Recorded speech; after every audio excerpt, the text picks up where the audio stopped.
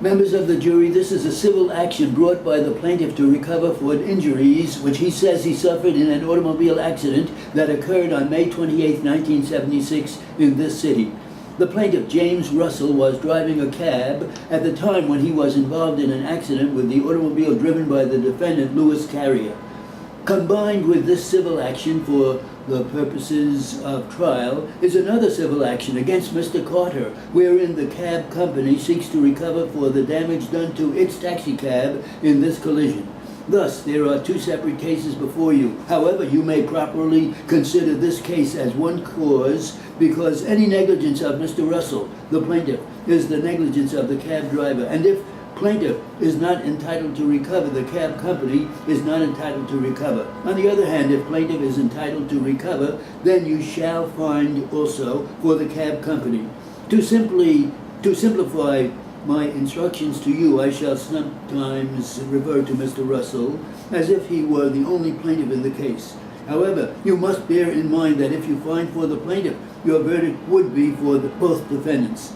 Now that you have heard the evidence and the arguments of the attorneys, the time has come to instruct you as to the law governing this case. Although you as jurors are the sole judges of the facts, you are duty-bound to follow the law as stated in the instructions of the court and to apply the law so given to the facts as you find them from the evidence before you. You are not to single out one instruction alone as stating the law, but must consider all the instructions I give you as a whole.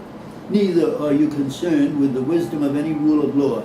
Regardless of any opinion you may have as to what the law ought to be, it would be a violation of your sworn duty to base a verdict upon any other view of the law than that given in the instructions of the court.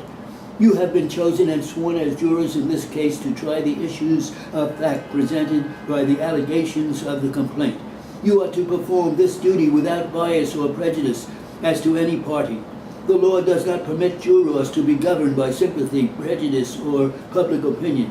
The parties and the public expect that you will carefully and impartially consider all the evidence, follow the law as stated by the court, and reach a just verdict regardless of the consequences.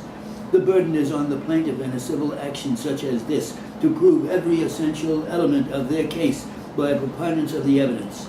If the proof fails to establish the essential elements of the plaintiff's case by a preponderance of the evidence, then your verdict should be for the defendant. To establish by a preponderance of the evidence means to prove that something is more likely so than not so. In other words, a preponderance of the evidence means such evidence as, when considered and compared with that opposed to it, has more convincing force and produces in your mind belief that what is sought to be proved is more likely true than not true. The test is not which side brings the greater number of witnesses or presents the greater quantity of evidence, but which witness and which evidence appeals to your minds as being most accurate and otherwise trustworthy. While the burden rests upon the party who asserts the affirmative of an issue to prove his claim by a preponderance of the evidence, this rule does not require such degree of proof as produces absolute certainty, since in human affairs absolute certainty is seldom possible.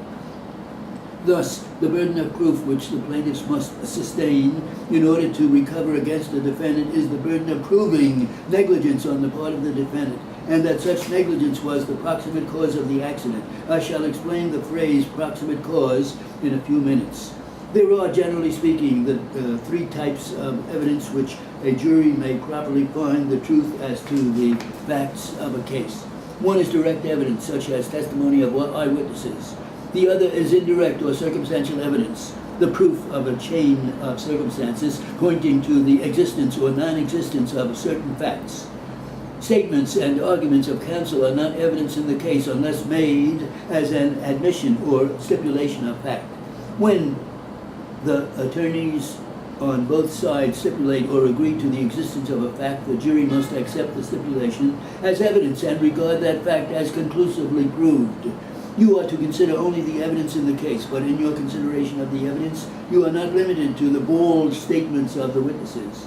On the contrary, you are permitted to draw from facts which you find have been proved such reasonable inferences as seem justified in the light of all the circumstances and in the light of your own experience. You, as jurors, are the sole judges of the credibility of the witnesses and of the weight their testimony deserves. A witness is presumed to speak the truth, but this presumption may be outweighed by the manner in which the witness testifies, by the character of the testimony given, or by contradictory evidence.